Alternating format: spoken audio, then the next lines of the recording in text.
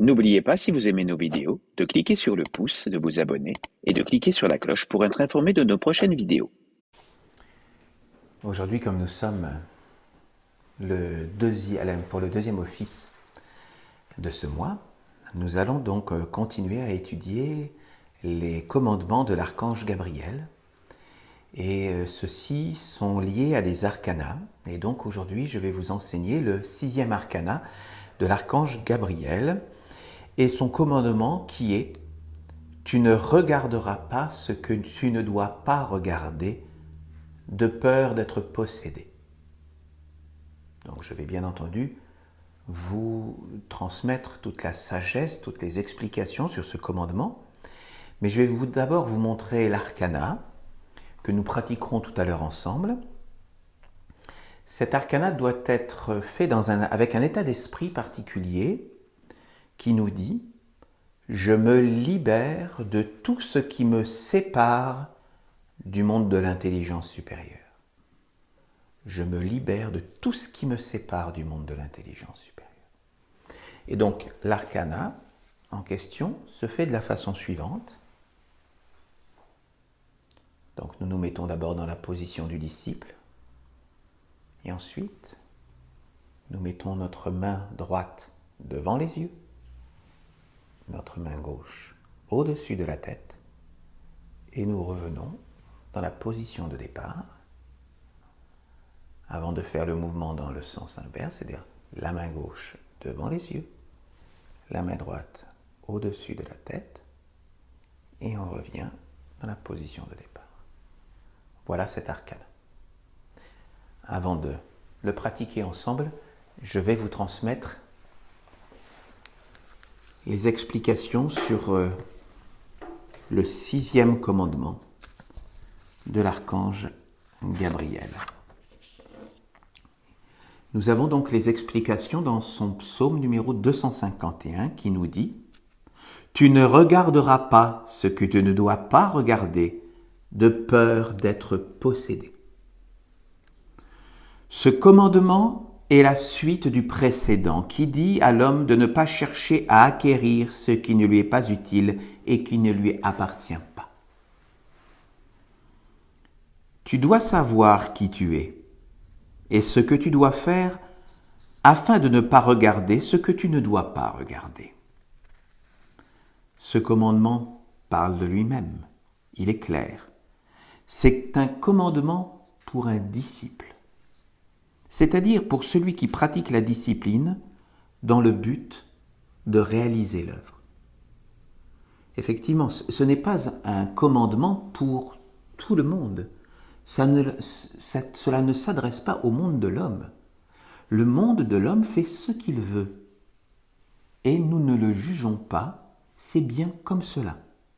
Chacun à la place où il est, vit la vie qu'il veut, avec les alliances qu'il veut.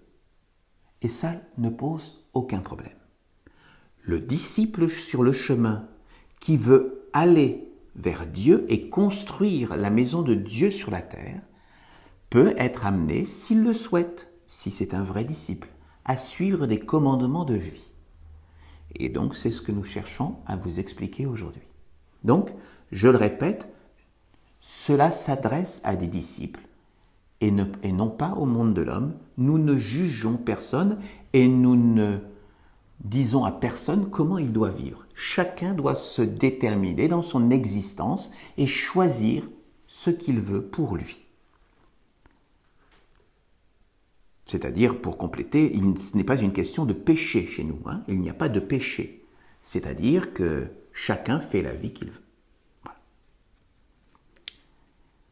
Chacun peut facilement constater que regarder une chose attire tout un monde d'influence en soi et autour de soi. Si la chose regardée ne peut être supportée, digérée, assimilée, transformée en sagesse, et en offrande à Dieu, elle peut engendrer un blocage, un déséquilibre, qui feront perdre la connaissance de soi, la lumière intérieure et l'union avec Dieu. il faut bien reconnaître que ça nous est tous déjà arrivé. De regarder, que ce soit quelque chose à la télévision, un film ou quelque chose, et puis tout d'un coup se sentir agressé. On dit « Oh, c'est quelque chose que je ne peux pas supporter ». Eh bien oui, à ce moment-là, ce sont des gardiens qui sont là à l'intérieur de nous, qui nous disent « Oh là, fais attention, ne te fais pas polluer, ne te fais pas capturer par ce que tu es en train de regarder. Ça peut te décentrer et te faire du mal à l'intérieur de toi, te faire sortir du plus pur et du plus sacré, te faire sortir de soi. Cela nous est tous arrivé, il faut le reconnaître. Et donc, il faut être vigilant sur ces gardiens que nous avons tous à l'intérieur de nous, notamment quand on est sur le chemin. Je le répète, c'est un enseignement pour les disciples. Les personnes, par exemple, et je ne juge bien entendu personne, qui veulent voir des films de guerre, des films d'horreur, des films policiers avec des meurtres, il y a un public pour ça. Ils sont très bien, ils sont tout à fait respectables. Et ceux qui aiment ça, qui veulent s'en repaître, il n'y a aucun problème. Ils sont dans leur monde, ils se font plaisir, il n'y a aucun souci. Mais l'Essénien qui veut progresser vers la voie d'accueillir à l'intérieur de lui le plus pur, le plus sacré, il doit pouvoir se protéger la flamme à l'intérieur de lui et ne pas la faire polluer à tout ce qui est à l'intérieur de ces films, de ces actualités, j'aurais même envie de dire de ces publicités parfois, qui sont là pour nous décentrer, pour nous faire des actions qui ne sont peut-être pas forcément les plus indiquées. Bon, on a le droit de consommer, bien sûr, dans le monde des hommes. Mais voilà, nous devons, à partir du moment où nous sommes sur un chemin d'évolution intérieure, eh bien, il est bon de rentrer dans une discipline. Mais cela, c'est chacun qui doit le choisir pour lui. Et même les Esséniens qui feraient autrement, nous ne les jugeons pas. Chacun doit se sentir libre à l'intérieur de lui-même et faire les choix. L'archange Gabriel nous apporte un enseignement. Chacun doit pouvoir choisir et dire s'il veut le suivre ou pas. C'est bien entendu toujours la liberté. Mais si on veut progresser, vaut mieux.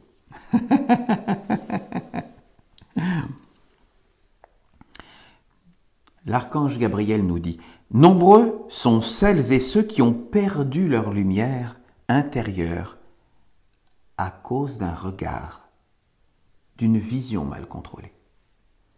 Sache que sur le chemin, l'épreuve existe et que l'homme sera évalué selon sa croyance et sa fidélité envers Dieu. Mon 6e commandement indique le monde de l'animisme et de la magie. Il te dit que tout est vivant et possède une influence. Il te fait apparaître également ce que tu es, ce que tu portes en toi et surtout la véritable nature de ta croyance, de ta conviction et de ton union avec un monde supérieur et une intelligence omniprésente. Bien souvent, c'est dans l'épreuve que la véritable nature de l'homme apparaît, qu'il montre qui il est. C'est pour que l'homme soit éprouvé qu'il y a le monde de la lumière et celui des contre-vertus. Dieu l'a voulu ainsi. Dis-toi que si une épreuve te touche, c'est que Dieu l'a permise. Rien ne peut arriver dans la vie si Dieu ne l'a pas permis, car Dieu gouverne dans tous les mondes. Effectivement, c'est une différence avec ce que l'on peut entendre dans d'autres religions. C'est-à-dire, dans certaines religions, on va vous dire, quand il vous arrive quelque chose, c'est une punition que Dieu a voulu parce que tu as fait des péchés, parce que tu n'as pas été sage. Chez les Esséniens, nous avons une compréhension différente. C'est nous-mêmes qui créons notre vie et notre futur, et lorsqu'il nous arrive quelque chose, Dieu l'a permise parce que nous avons eu tel comportement, mais ce n'est pas Dieu qui l'a voulu. C'est pas Dieu qui veut que nous soyons dans la peine ou dans la souffrance. Dieu, il souhaite que nous soyons dans l'abondance, il veut que nous soyons dans la félicité, il veut que nous soyons dans l'union avec lui. Et l'union avec lui ne peut être que joie, bonheur et prospérité.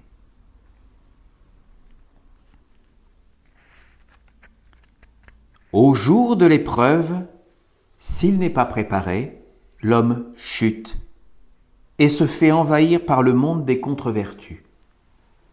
Par exemple, le doute ou la peur entrera en lui et prendra possession de sa destinée en gouvernant sa vie. Si ce monde parvient à entrer en l'homme, il prendra les commandes de sa vie, l'amènera à poser des actes, le déstabilisera et le conduira à perdre tout ce qu'il a, notamment son lien avec la lumière. Les hommes devraient être dans l'éducation et le soutien mutuel qui permet de développer une certaine vision du monde et de vivre avec la sagesse. Ainsi, ils se fortifieraient d'âge en âge et à travers les générations, ils se préserveraient du mal, se renforceraient dans la lumière et traverseraient plus facilement les régions de l'épreuve. Alors, je voudrais prendre un instant pour vous rappeler la vision essénienne de ce qu'est le bien et le mal. Parce que, pour un Essénien, il existe la lumière et les ténèbres. On ne peut pas vivre dans un monde, notamment sur Terre, qui est le monde de la dualité. Nous ne pouvons pas vivre dans un monde exclusivement de lumière. Cela n'existe pas. Il y a forcément la contrepartie avec les ténèbres. Bien.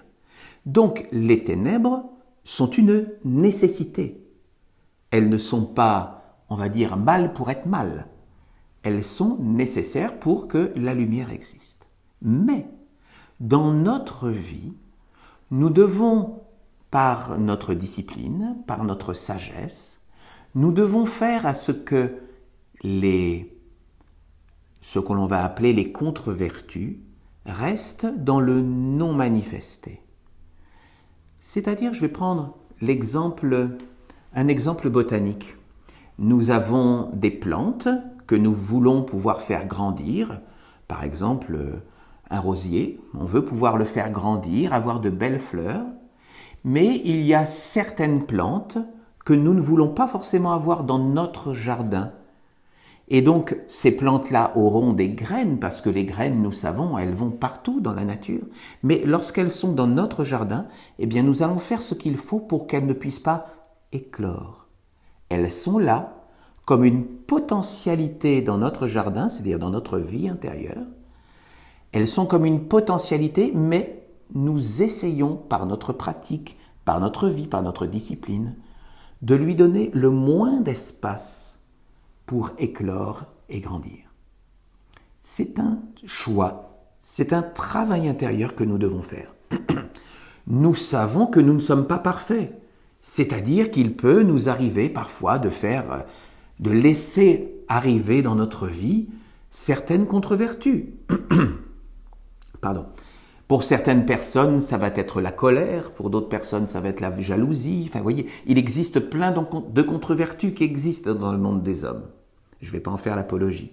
Mais, dans chacun d'entre nous, nous savons que nous avons cette potentialité, mais nous ne devons pas la laisser s'incarner en nous. Nous ne devons pas la laisser grandir en nous et prendre les commandes, comme il nous est expliqué. Donc, le mal existe, nous devons le laisser dans le non manifesté pour avoir le maximum de place pour faire grandir les vertus.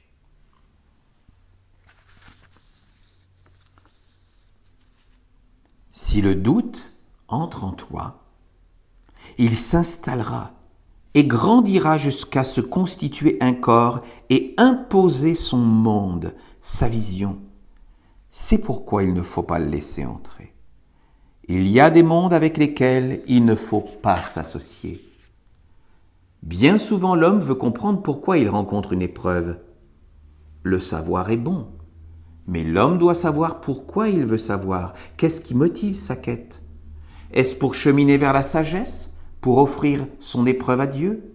Ou est-ce pour calmer le doute qui est entré en lui, le désordre qui le tourmente et qui maintenant a pris possession de lui? Pour qui est l'offrande? Eh oui, parce que comme il nous est dit, nous devons, face à l'épreuve, la comprendre pour en comprendre la sagesse et pouvoir l'offrir à Dieu. Notre vie doit être tournée vers Dieu pour pouvoir lui faire l'offrande de ce que nous avons digéré, de ce que nous avons appris ici-bas.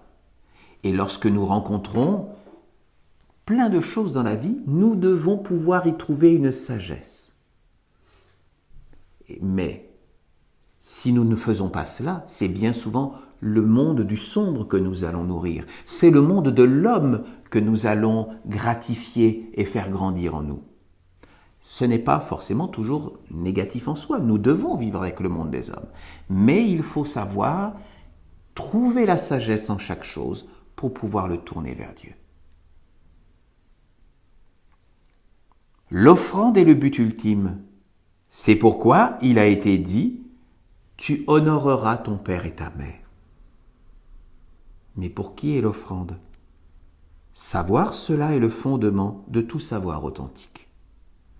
Pourquoi chercher à savoir pourquoi tu vis une épreuve?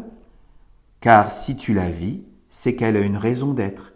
Et si cette raison t'a touché, c'est qu'elle est bénie par Dieu, ou du moins que Dieu a accepté qu'elle te touche. Alors, à toi de savoir si ton inspiration vient de ta fidélité à Dieu, ou si c'est ce monde des contre-vertus qui t'inspire et de te protéger et de chercher la solution.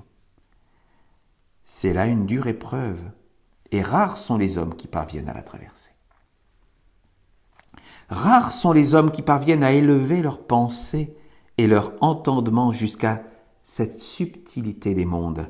Ce commandement t'invite à le faire. Il cherche à t'éveiller face à certains mondes et à renforcer ta confiance et ton lien vivant avec l'intelligence omniprésente de Dieu.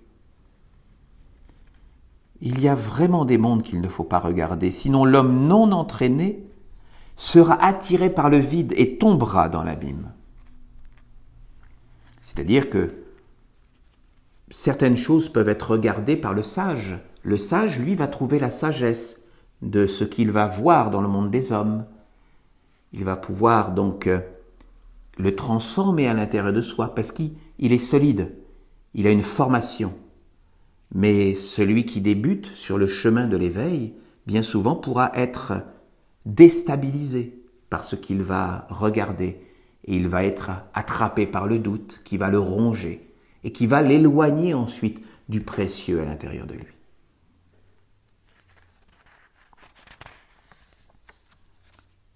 Lorsque l'homme est touché par l'épreuve, il est blessé. Alors, de nombreux êtres qui l'habitent et qui vivent autour de lui parlent pour l'inciter à cheminer dans une autre direction, celle du doute et de la non-stabilité dans la vie. Oui, je vous rappelle que pour les Esséniens, nous sommes habités par des êtres à l'intérieur de nous. Beaucoup de nos pensées, surtout lorsque l'on vient du monde de l'homme et que l'on est bien habitué à vivre dans le monde de l'homme, ne sont pas en réalité nos pensées, mais ce sont les pensées du monde de l'homme qui nous habitent. Et donc, nous sommes des répétiteurs de ce que le monde de l'homme nous a appris.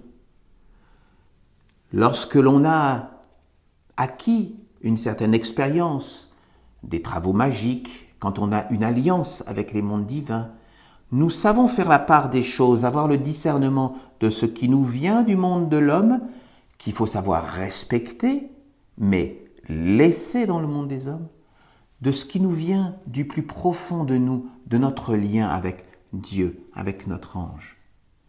Et à partir de ce moment-là, nous savons quelle est la véritable sagesse, quelles sont les véritables vertus à faire grandir à l'intérieur de nous.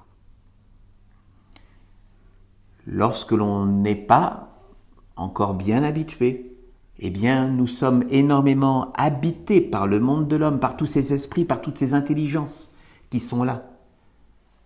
Ce que l'on appelle aussi les génies, les esprits, les égrégores. Nous sommes en lien avec des égrégores. Et tous ces êtres, toutes ces forces, tous ces liens nous manipulent et bien souvent nous prennent les commandes de notre vie.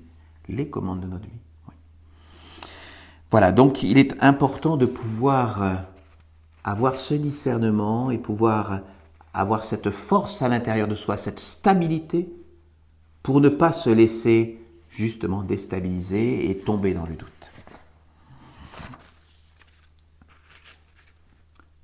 L'archange Gabriel nous dit « Un homme blessé souffre et cette souffrance l'accapare et occupe son être. Mais il y a des mondes plus grands qui cherchent à le conduire vers la guérison. S'il ne se dirige pas vers ces mondes, l'homme restera bloqué et enfermé. Ainsi tu regardes quelque chose, cela doit être pour le conduire dans la sagesse et l'offrir à Dieu. Si tu ne dois pas regarder, c'est que tu n'as pas la capacité de faire apparaître la sagesse. Alors le doute ou d'autres contre-vertus pourront venir en toi pour vivre et te gouverner. Ce qui n'est pas conduit dans la sagesse et offert à Dieu ouvre la porte aux vertus contraires à la stabilité et à l'intelligence. L'homme envahi par le monde du doute ne paie plus Dieu, il ne nourrit plus l'intelligence, mais il paie ce monde qui vit maintenant en lui et engendre le désordre, l'anarchie, le trouble. Comprenez bien que nous sommes tous en lien avec des intelligences. Soit nous sommes en lien uniquement avec l'intelligence du monde des hommes, et nous le nourrissons, nous l'entretenons, soit nous sommes en lien, en alliance avec les mondes divins. Et à ce moment-là, nous pouvons payer, nourrir ces mondes-là à l'intérieur de nous. Payer, ça peut sembler être étrange comme terme venu d'un archange. Mais ce n'est simplement pour nous que la loi de réciprocité. C'est-à-dire que par notre travail, nous faisons une offrande à Dieu ou au monde divin. Nous devons lui donner de nous, donner de notre force de vie, donner de notre attention, donner de nos prières, donner de nos méditations. Et c'est comme cela que nous pouvons payer les mondes divins.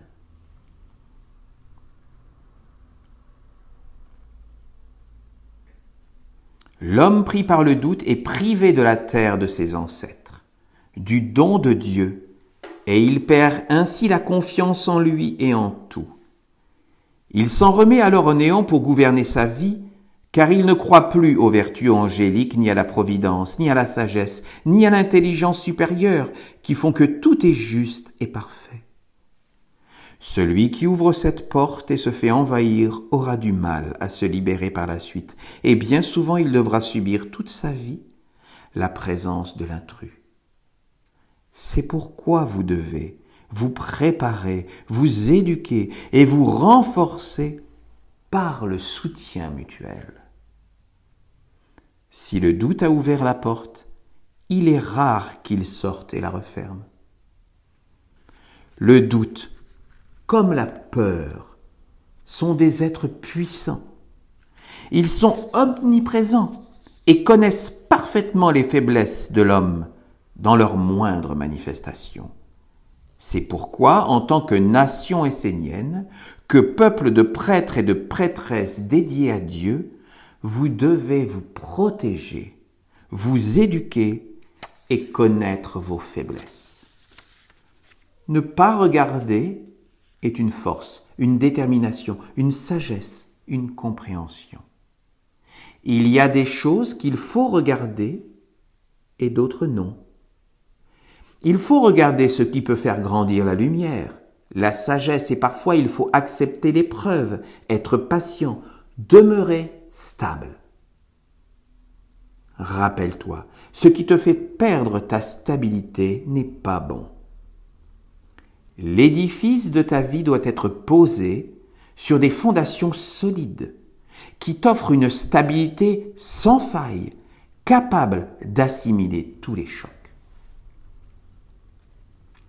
Olivier Manitara demanda alors à l'archange Gabriel.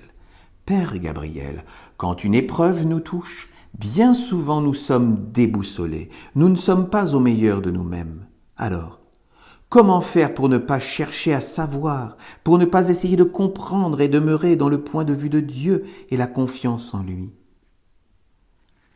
L'archange Gabriel répondit. Une telle attitude fait partie du chemin de l'initiation. La réussite de l'initiation et donc des épreuves est une bonne préparation. Si un monde s'approche de toi et te parle, tu dois être inébranlable dans la fidélité à Dieu.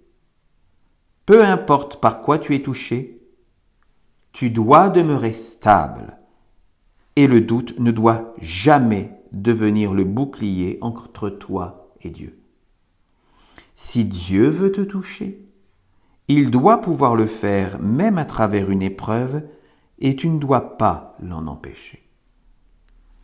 Le doute est un être sournois qui te fait croire qu'il te protège, qu'il te renforce, mais cela est faux.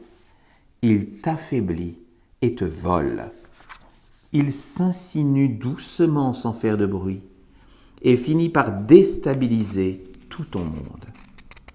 Pour te préserver, nous ne te demandons pas d'être un sage, mais juste de ne plus regarder ce qui est devant toi. Si tu es un sage, tu peux regarder plus, mais si tu n'es pas un sage, ne regarde pas. Ne cherche pas plus que ce que tu sais, car en vérité, ce sera sans fin. Le monde des contre-vertus est un gouffre sans fond. S'il entre en toi, il n'arrêtera pas de semer le doute, de tout faire pour que tu n'aies plus de terre, plus de confiance et que finalement, tu prennes des décisions qui ne sont pas les bonnes et qui conduisent tout vers le néant. Comprenez bien que les contre-vertus sont fortes. Elles sont une puissance qui existe. Certaines personnes les appellent le mal. Le mal existe. Il est là justement pour nous mettre à l'épreuve, pour tester notre fidélité et notre volonté d'aller vers Dieu. C'est à nous d'être vigilants et d'être fidèles, de montrer notre ténacité, notre orientation, notre volonté indéfectible pour aller vers Dieu.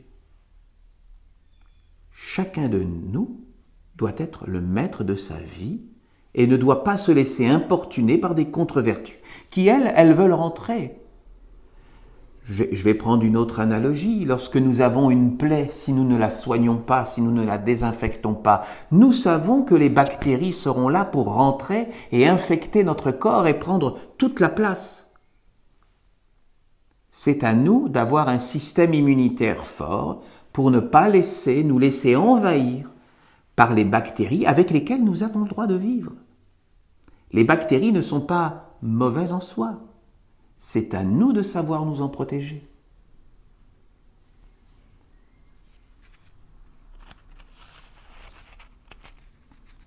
Sachez que ce commandement n'est pas une punition, ni une condamnation, mais juste une force, un appui, une stabilité, un secours, car au jour de l'épreuve, l'homme est naturellement faible de son ignorance, de sa non-compréhension de ce qui lui arrive. Alors, s'il ne contrôle pas son regard, il cherchera à trouver sa stabilité dans la compréhension, et c'est alors que ce monde pourra entrer en lui comme un virus, comme une intelligence qui veut le contrôler, l'animer, être la source de sa vie. Jamais tu ne dois perdre le contact avec la mère, avec la confiance en la sagesse, la sérénité, la stabilité, le repos, la patience, la plénitude intérieure. Ainsi tu demeureras sous la protection et l'influence de la sagesse. Si tu es déstabilisé, ne cherche pas à entrer dans le monde des contre-vertus, car tu n'as pas les armes pour l'affronter. Si le doute te conquiert, sache que tu seras perdu pour la lumière. Le doute est une semence, est un monde qui se manifeste sous divers aspects et formes, mais sa constance est qu'il ne laisse que rarement sa place et n'abandonne pas les territoires qu'il a conquis. Il s'insinue dans tous les recoins pour coloniser tous les aspects de la vie de l'homme. Alors, l'homme perd sa paix, sa sérénité et le contact avec la terre. Il se retrouve entre deux mondes et ne connaît plus la stabilité. Sois sage. Ne regarde pas ce que tu ne peux pas regarder, car sinon le doute te possédera. Il envahira tout ton être et tu seras perdu.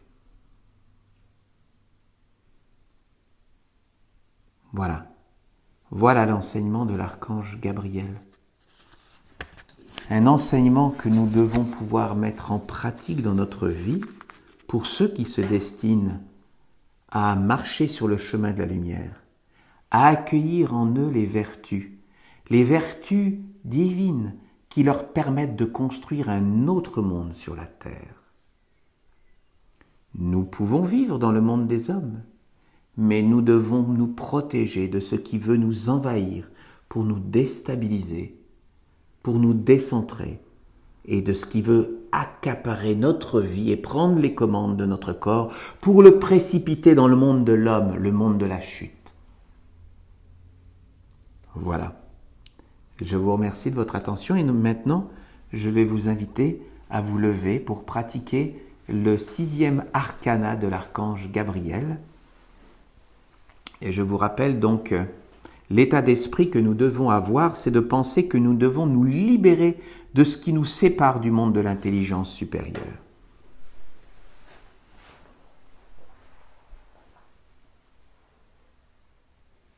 Tu ne dois pas regarder. Ne regarde pas ce que tu ne dois pas regarder, de peur d'être possédé.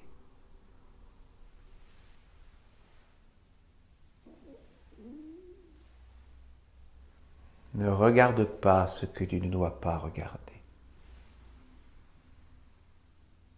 de peur d'être possédé.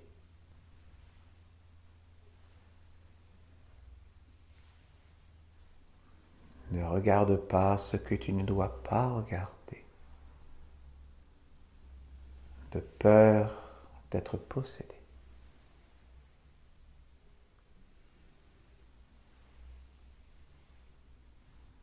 Ne regarde pas ce que tu ne dois pas regarder, de peur d'être possédé.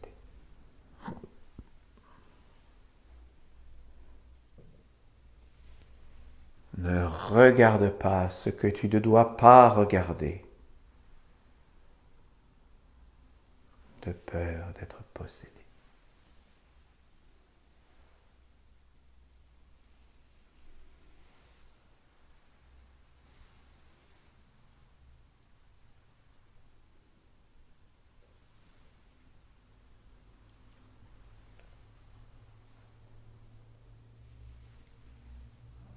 Nous devons nous protéger et être stables dans notre vie.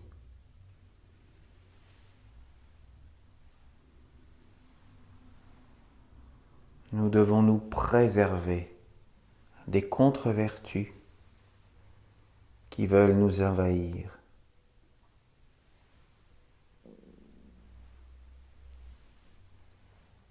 Et le regard est une force puissante qui nous permet de nous relier à plein de mondes.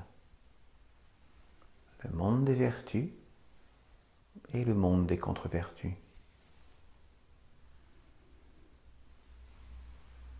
Donc chacun d'entre nous doit choisir ce avec quoi il veut se relier. Veux-tu te relier avec la sagesse? Ou veux-tu te relier avec la bêtise? Veux-tu te relier à la source de Dieu? Ou veux-tu te relier au néant, à ce qui affaiblit et ce qui fait chuter?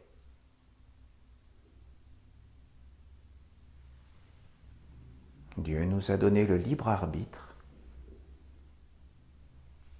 C'est à nous de faire les bons choix. Et les commandements sont là pour nous guider sur le chemin de la vie. Ne regarde pas ce que tu ne dois pas regarder, de peur d'être possédé.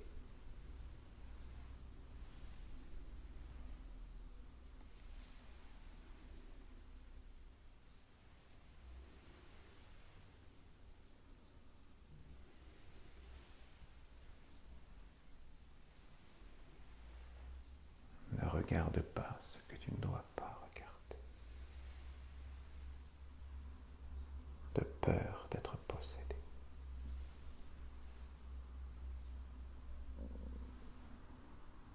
Je vous remercie de votre participation.